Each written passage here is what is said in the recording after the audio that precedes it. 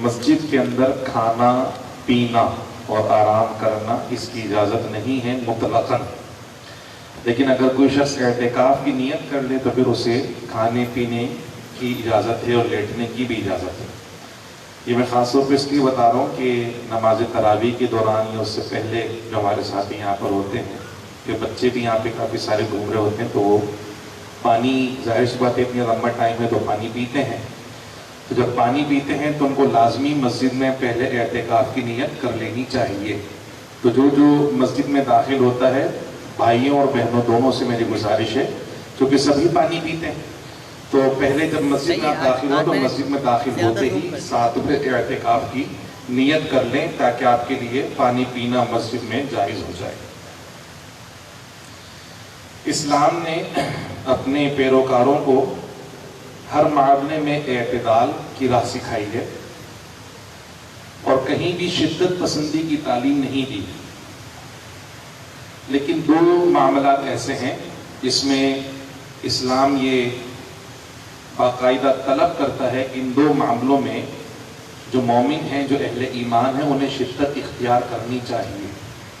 وہ دو معاملات کون سے ہیں؟ ایک تو ہے توحید کا معاملہ، یعنی اللہ کی وحدانیت، کہ ایک اللہ کو ماننا، اس کے علاوہ کوئی اس بات پہ کمپرومائز ہو ہی نہیں سکتا ہے۔ تو اللہ سبحانہ و تعالیٰ کی وحدانیت پر جو ایمان ہے اس میں انتہائی شدت مطلوب ہے، اس میں رتی برابر بھی کوئی کمپرومائز یا نرمی ہرگز قبول نہیں ہے۔ اور دوسرا جو معاملہ ہے جس میں اسلام نے شدت پسندی مطلوب ہے باقاعدہ، یعنی یہ معاملہ انتہائی شدت کے ساتھ ہونا چاہیے، وہ دوسرا معاملہ ہے حضور علیہ الصلوۃ والسلام سے محبت۔ پیارے آقا صلی اللہ علیہ وسلم سے محبت کے اندر بھی کوئی ڈپلومیسی نہیں چلے گی، کوئی 50-50 نہیں چلے گا، کوئی نرمی کا گوشہ نہیں چلے گا۔ ایمان نام ہی محبت رسول کا ہے، اگر حضور علیہ الصلوۃ والسلام سے محبت نہیں ہے تو ایمان ہو ہی نہیں سکتا۔ اور یہ بات قرآن مجید فرقان حمید میں بھی اللہ سبحانہ و تعالیٰ نے بیان فرمائی، اور پیارے آقا صلی اللہ تعالیٰ علیہ وسلم نے بھی اپنی حدیث مبارکہ میں ارشاد فرمائی۔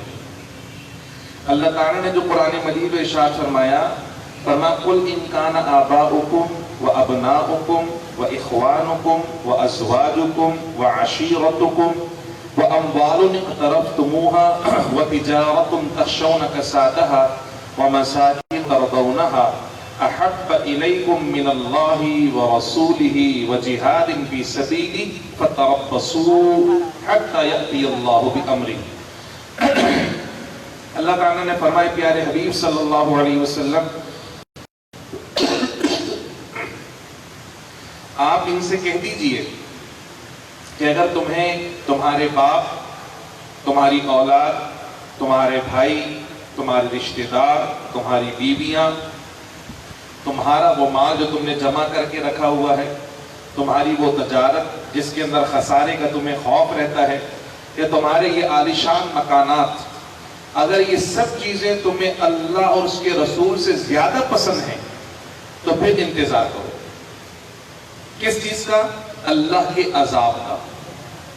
سارے رشتے اور سارے تعلقات اللہ نے گنوا دیے، باپ، بھائی، بیٹا، بیوی، قریبی عزیز، رشتہ دار، پھر مال و دولت کے انبار، تجارت، مکان، سب چیزیں گنوا کے کہا اگر یہ ساری چیزیں ایک طرف ہیں اور دوسری طرف اللہ اس کے رسول کی محبت ہے، تو یہ اپنا امتحان لو کہ تم کس چیز کے اندر زیادہ منہمک ہو، کہ اپنے ان تمام رشتوں کو نبھانے میں، کاروبار اور تجارت اور مال بنانے میں منہمک ہو، یا اللہ اور اس کے رسول کی محبت تمام چیزوں پر غالب ہے۔ اگر اللہ اس کے رسول کی محبت مغلوب ہے اور ان تمام رشتوں کی اور مال کی محبت غالب ہے تو اللہ نے کہا فَتَرَبَّصُوا، پھر انتظار کرو۔ کس بات کا؟ حَتَّى يَأْتِيَ اللَّهُ بِأَمْرِهِ، یہاں تک کہ اللہ کا عذاب نازل ہو جائے۔ تو یہ وہ مدعا ہے جو میں آپ سے عرض کرنا چاہ رہا ہوں کہ ہم بلا شبہ ہم اس دین کے ماننے والے ہیں جو شدت پسندی کی تعلیم نہیں دیتا، ایکسٹریمزم نہیں سکھاتا، لیکن یہ دو معاملے ایسے ہیں، حب اللہ، اللہ کی محبت اور اللہ کے رسول کی محبت، جس میں کسی قسم کی نرمی کی گنجائش ہرگز نہیں ہے. یہ محبت انتہائی شدت کے ساتھ ہونی چاہیے، اتنی شدت کہ دنیا کی تمام محبتیں مغلوب ہو جائیں اور اللہ اس کے رسول کی محبت تمام محبتوں پر غالب آ جائے. اور اس کا اظہار اسی صورت میں ہوگا کہ جب ان کا آپس میں ٹکراؤ ہونے لگے اور آپ کو ترجیح دینی ہو کہ میں نے کون سی محبت کو ترجیح دینی ہے، تو آپ کے پاس کوئی دوسرا آپشن ہی نہیں ہو. آپ کے پاس صرف اور صرف یہ آپشن ہے کہ اللہ اور اس کے رسول کی محبت پر ساری محبتیں قربان ہیں. ہم اللہ اس کے رسول کی محبت میں کسی چیز کو فوقیت نہیں دے سکتے. یہاں تک کہ ہماری دنیا تباہ ہوتی ہے تو ہو جائے، ہماری معیشت تباہ ہوتی ہے تو ہو جائے، ارے سب سے بڑھ کر ہماری گردنیں بھی کٹتی ہے تو کٹ جائیں، لیکن اللہ اس کے رسول کی محبت پر ہم کسی کو فوقیت دینے کے لیے تیار. یہ ایمان کا حصہ ہے. اگر کوئی اس میں نرمی برتتا ہے، اگر کوئی اس معاملے کے اندر ڈپلومیسی اختیار کرتا ہے، پھر وہ مومن نہیں ہو سکتا. کیونکہ یہ بات رسول اللہ صلی اللہ علیہ وسلم نے خود ارشاد فرمائی ہے. فرمایا لا یؤمن احدکم حتی اکون احب الیہ من والدہ وولدہ والناس اجمعین. کہ تم اس وقت تک کامل مومن نہیں ہو سکتے جب تک مجھ سے یعنی پیارے آقا صلی اللہ علیہ وسلم سے اپنے باپ، اپنی اولاد، حتیٰ کہ دنیا کے تمام لوگوں سے زیادہ محبت نہ کرنے لگ جاؤ. اس وقت تک تم پکے مومن ہو ہی نہیں سکتے. صحابہ کرام رضوان اللہ تعالی علیہ مجمعین کا طریقہ دیکھیں. حضرت سیدنا ابو بکر صدیق رضی اللہ تعالی عنہ آپ کے والد ماجد ایمان لے کر نہیں آئے، اور ایمان لانے سے پہلے یعنی کفر کی حالت میں حضور علیہ السلام کی شان میں کوئی گستاخی کی تو سیدنا صدیق اکبر نے انہیں زوردار تماچا رسید کر دیا. باپ تھے لیکن حضور کی محبت میں کوئی محبت غالب، حضور کی توہین برداشت نہیں کر سکتے. اسی طرح ایک مرتبہ آپ کے بیٹے محمد بن ابی بکر یہ جنگ بدر میں کافروں کی طرف سے لڑنے کے لیے آئے تھے، اور سیدنا صدیق اکبر حضور علیہ السلام کی طرف سے لڑ رہے تھے. بعد میں اللہ نے انہیں ایمان کی دولت سے نوازا. جب وہ مسلمان ہو گئے محمد بن ابی بکر تو سیدنا صدیق اکبر کے ساتھ ایک دفعہ بیٹھ کر گفتگو کر رہے تھے، اور گفتگو کے دوران کہنے لگے کہ بدر والے دن ایک ایسا جو موقع آیا تھا ابا کہ آپ میری تلوار کے نیچے تھے، میں چاہتا تو آپ کا سر تن سے جدا کر دیتا، مگر میں نے ابا ہونے کا خیال کر لیا کہ آپ میرے باپ ہو، بھلا میں اپنے باپ کو کیسے قتل کروں، بس اس وجہ سے میں نے، آپ تلوار کے نیچے تھے میری، چاہتا تو گردن اڑا دیتا، لیکن ابا ہونے کا خیال کر لیا کہ اپنے ابا کو کیسے قتل کروں. حضرت سیدنا ابو بکر صدیق رضی اللہ تعالی عنہ جلال میں آئے اور آپ نے کہا کہ تو نے تو باپ ہونے کا خیال کر لیا، لیکن اگر تو میری تلوار کے نیچے آتا تو بیٹا ہونے کا خیال نہیں کرتا، دشمن رسول ہونے کے ناطے تجھے وہیں پر قتل کر دیتا. حضرت عمر فاروق رضی اللہ تعالیٰ جب غزوہ بدر میں قیدی پکڑ کے لائے گئے نا، 70 مشرکین قیدی بنے تھے غزوہ بدر میں، تو حضرت عمر فاروق نے حضور سے کہا یا رسول اللہ جس کا رشتہ دار قیدی بن کر آیا اس کے حوالے کریں، وہ خود اپنی گردنیں اپنے رشتہ داروں کی کاٹیں گے. ہمارے نبی کے دشمن، ہمارے اللہ کے دشمن، اللہ کے دین کے دشمن، یہ ہمارے رشتہ دار ہو ہی نہیں سکتے.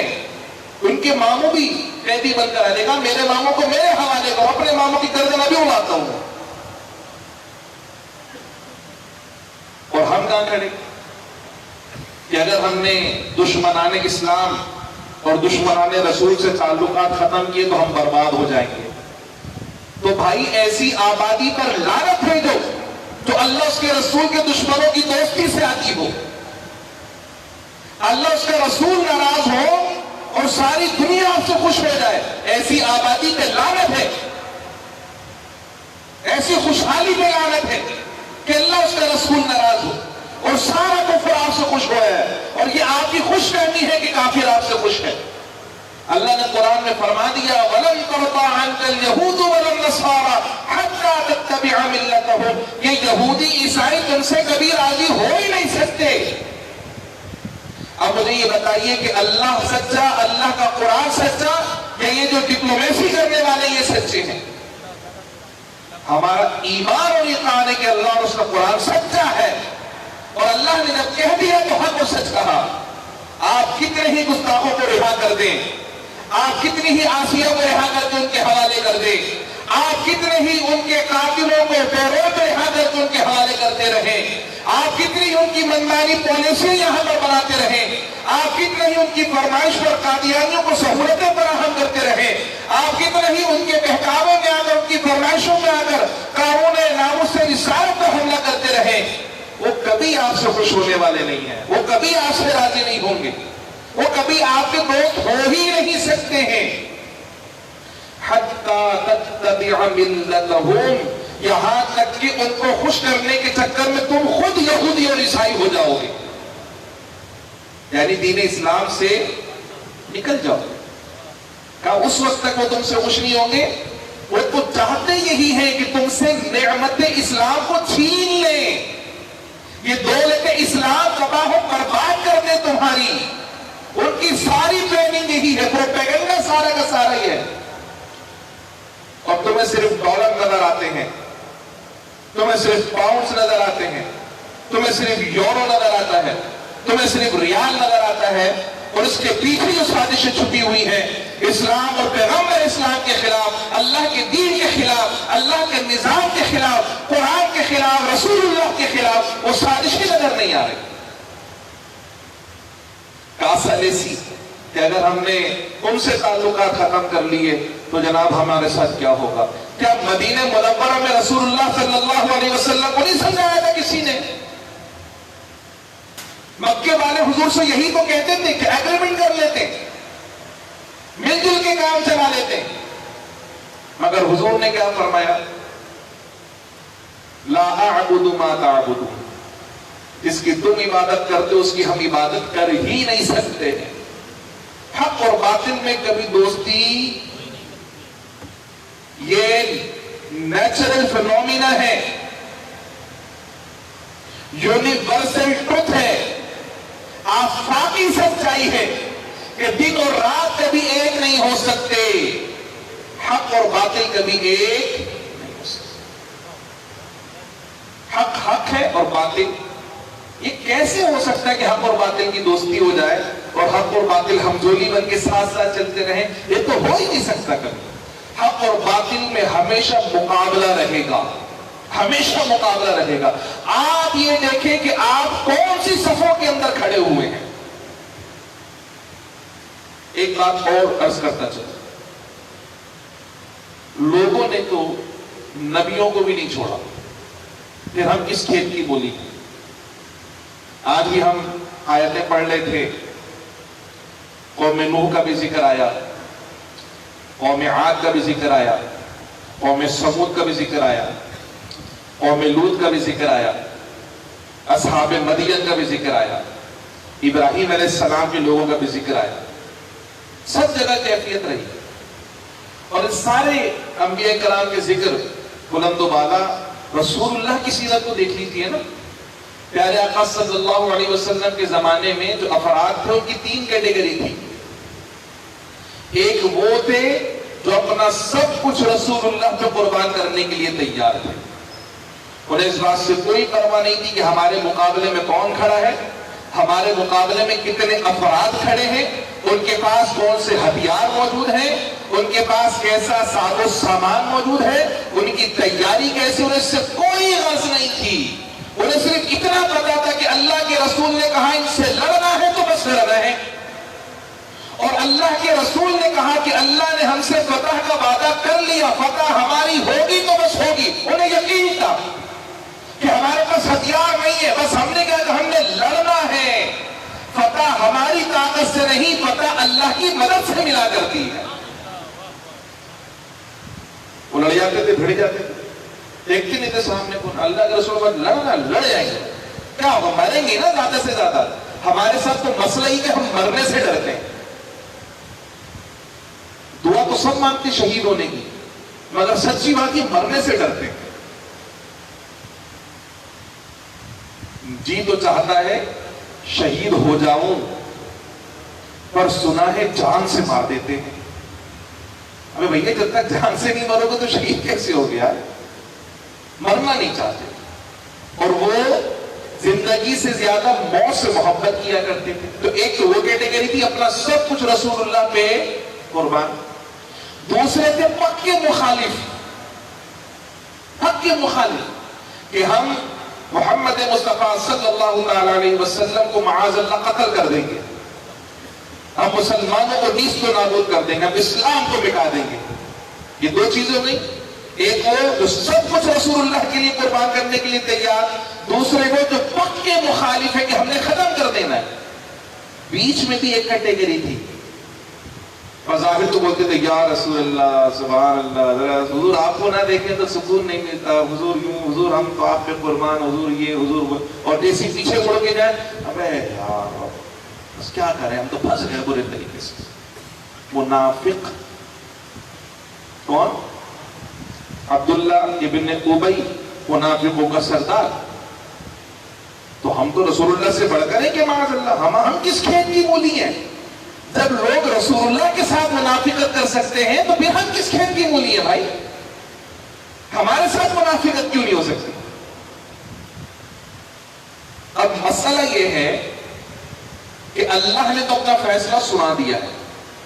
قرآن میں حتمی ازلی فیصلہ ہو گیا. کیا؟ کہ جو اللہ کے رسول کے بتائے ہوئے رستے پر ڈٹ کر کھڑے ہیں وہ کبھی مغلوب نہیں ہوں گے، وہ کبھی رسوا نہیں ہوں گے، کبھی ذلیل نہیں ہوں گے. اللہ کا وعدہ ہے، اللہ کا وعدہ ہے کہ وہ کبھی رسوا نہیں ہوں گے. اور دوسری طرف جو اللہ کے رسول کے بتائے ہوئے رستے سے ہٹ گئے اور اللہ کو چھوڑ کر کافروں پر تکیہ اور بھروسہ کرنے لگے، وہ کبھی بھی کامیاب و کامران نہیں ہو سکتے، بلکہ ہمیشہ ذلیل رسوا ہوتے رہیں گے. اور آج کا جو سینیریو ہے وہ آپ دیکھ لیں کہ جہاں کافروں پہ جس مسلمان ملک نے بھروسہ کر رکھا ہے وہ سارے کے سارے رسوا ہو رہے ہیں، ذلیل ہو رہے ہیں. اور اگر کہیں غیرت ایمانی باقی تھی، ویسے آؤٹ آف دی کانٹیکسٹ بات ہے، لیکن میں آپ سے کہوں، میں یہ نہیں کہہ رہا کہ میں ان کی جو بھی جد و جہد تھی میں اس کو ٹھیک کہتا ہوں، لیکن طالبان کی اگر آپ ہسٹری پڑھ کے دیکھ لیں، امریکہ جیسی سپر پاور کو ناکو چنے چپوا دیے انہوں نے. دنیا بھر کے کافر مسلمانوں سے لڑنے آئے، یہ صلیبی جنگیں تھی. دنیا بھر کے صلیب کے ماننے والے مسلمانوں سے لڑنے کے لیے آئے تھے، اور ان کی کس نے مدد کی؟ کسی نے بھی نہیں کی. دنیا بھر کے بہترین ساز و سامان کے ساتھ حملہ آور ہوئے. لیکن آج بتائیے 20 سال کے بعد بھی کیا امریکہ کو فتح ملی؟ بتائیے، نہیں ملی. وہ جو شلوار قمیص میں جوگرز پہنتے ہیں، وہ جو پہاڑوں میں رہنے والے ہیں، وہ جو کسی انٹرنیشنل یونیورسٹی سے پالیٹکس نہیں پڑھی کسی نے، وہ امریکہ کو گھٹنے ٹیکنے پہ مجبور کر دیا انہوں نے. اور آج دنیا کے بڑے بڑے فورم پہ طالبان کے ساتھ بیٹھ کے مذاکرات کیے جا رہے ہیں. کیا سمجھے آپ اس سے؟ ہم تو رو رہے ہیں کہ ہم نے یورپ سے پنگا نہیں لے سکتے، ہم تو بدحال ہو جائیں گے، ہم تو یوں ہو جائیں گے، ہم تو وہ ہو جائیں گے. غیرت ایمانی بھی کوئی چیز ہوتی ہے جناب، اللہ پہ بھروسہ بھی کوئی چیز ہوتی ہے. یہ ایاک نعبد و ایاک نستعین پڑھتے تو ضرور ہے، لیکن ایاک نستعین کا مطلب بھی پتہ ہے کہ جب ہاتھی مکے پہ حملہ کرنے آ جائے تو اللہ اپنے گھر کو بچانے کے لیے اس سے بڑی نہیں، اس سے چھوٹی فوج کو بھیج رہا ہے. یہ بڑے بڑے ہاتھی اور چھوٹی چھوٹی آبادی اور چھوٹے چھوٹے ننے مننے کنکر نیست و نابود کر کے رکھ دیا اللہ نے. یار اللہ کی مدد بھی کوئی چیز ہوتی ہے بھائی، بھروسہ ہو تو کرو نا، یقین کامل ہو تو جاؤ نا اللہ کی مدد کی طرف. تمہیں تو کافروں پہ بھروسہ ہے، تمہیں تو ڈالر پہ بھروسہ ہے۔ سچی بات یہ ہے جو 2 دن پہلے میں نے آپ سے بات کی کہ ہم نے پیسے کو خدا بنا لیا ہے، یہی کیفیت من حیث القوم ہماری ہو گئی ہے کہ ہم نے پیسے کو خدا بنایا تھا۔ استغفر اللہ العظیم، الامان والحفیظ۔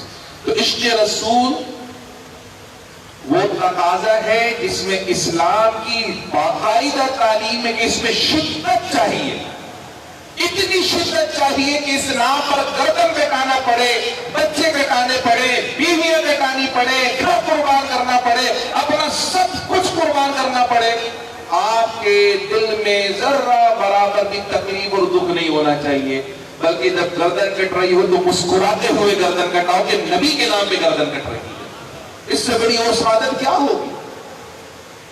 یار لوگ پتہ نہیں کس کس کی وجہ سے برباد ہوئے، اگر ہم عشق رسول میں ہی برباد ہوتے تو اس سے بڑی اچھی خوشخبری اور کیا ہے کہ لوگ بولیں گے دیکھو نبی کے عشق میں برباد ہو گئے، یہ ناموس رسالت پہ عمل کرنے کی وجہ سے برباد ہو گئے۔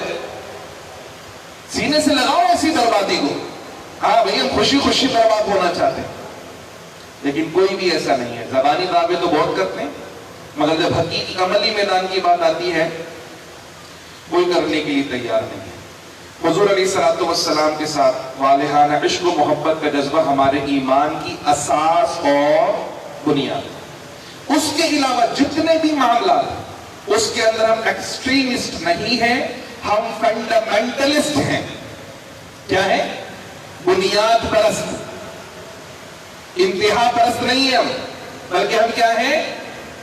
زور سے بولیں، بنیاد پرست۔ یہ اصطلاح لے کر جائیں، یار تم تو بڑے انتہا، نہیں ہم انتہا پسند نہیں ہیں، ہم بنیاد پرست ہیں بھائی، یہ تو ہماری بنیاد ہے، یہ بنیاد ہی ہٹ گئی تو عمارت کہاں بچتی ہے؟ اپنے ایمان اور اسلام کی عمارت کو بچانے کے لیے ہمیں اس بنیاد کو محفوظ اور مضبوط کرنا ہوگا۔ اس میں کوئی ڈپلومیسی نہیں چلے گی، کوئی کتنا ہی بڑا ہو جائے، کتنے ہی بڑے مرتبے کا مالک کیوں نہ ہو جائے، ہمارے سروں کا تاج وہی بنے گا جو رسول اللہ کا غلام۔ اور 1450 سال کی اسلام کی تاریخ اس بات کی گواہ ہے۔ بڑے بڑے بادشاہ آئے مگر ان کی قبروں کا کسی کو نہیں پتا، لیکن جو نبی کی ناموس پہ قربان ہوئے قبر ان کی میوہ شاہ قبرستان میں ہے، مگر پورا زمانہ ان کو جانتا ہے کہ غازی عبدالقیوم شہید کون تھا، علم دین شہید کون تھا، عامر چیمہ شہید کون تھا، ممتاز قادری شہید کون تھا، اور بڑے بڑے جنرل گورنر پتہ نہیں کون کون گزر گئے، قبروں کا نہیں پتا لوگوں کو، مگر جو نبی کے نام پہ کٹا ہے نا، جو نبی کے نام پہ قربان ہوا ہے نا، اسے حیات جابرانی مل گئی ہے۔ اللہ کے واسطے اپنی اس حقیقت کو سمجھیے، اس اساس کو سمجھیے، اس بنیاد کو سمجھیے، اور نبی سے اپنے رشتے کو انتہائی مضبوط اور مستحکم کیجیے۔ محمد کی محبت دین حق کی شرط اول ہے، اسی میں ہو کر خامی تو سب کچھ نامکمل ہے۔ وما علیہ الا البلاغ المبین۔ الحمدللہ رب العالمین والصلاة والسلام علی رسول کریم۔ اللہم ربنا آتنا فی الدنیا حسنۃ وفی الآخرۃ حسنۃ وقنا عذاب النار۔ یا اللہ یا رحمان یا رحیم، تیری کرم نوازی و بندہ پروری، تو نے ماہ رمضان مبارک عطا فرمایا، اس کا عشر رحمت ہم کو عطا فرمایا۔ آج عشر رحمت کی آخری تراویح ہم نے ادا کی، اور عشر رحمت کی آخری شب ہم تیری بارگاہ میں حاضر ہیں۔ ہم سب تجھ سے تیری رحمت کا سوال کرتے ہیں، ہم کو اپنی رحمتیں عطا فرما دے۔ الہ العالمین پوری امت مسلمہ پہ اپنی رحمتوں کی برکھا برسا دے۔ الہ العالمین جہاں جہاں مسلمان پریشانیوں کے شکار ہیں، پریشان حال ہیں، سبھی کو خوشحالی اور فراوانی عطا فرما، برکتیں عطا فرما۔ جتنے مسلمان بھائی بزرگ بچے بہنیں بیمار ہیں، بالخصوص ہاشم بھائی کو شفاء کاملہ صحت عاجلہ نصیب فرما، ان کی تمام جسمانی روحانی تکالیف کو اپنے کرم سے دور عطا فرما۔ الہ العالمین ہم سبھی کو طاقت، قوت اور ہمت عطا فرما، روزے رکھنے کی، تراویح پڑھنے کی، قرآن مجید کی تلاوت کرنے کی ہمیں سعادتیں عطا فرما، اور اس پر خوب ہمیں طاقت، قوت اور ہمت عطا فرما۔ ہمارے سستی، کاہلی اور غفلتوں کو دور فرما دے۔ سمعنا واطعنا غفرانک ربنا والیک المصیر، وصلی اللہ تعالی علی خیر خلقہ محمد وعلی آلہ واصحابہ اجمعین برحمتک یا ارحم الراحمین۔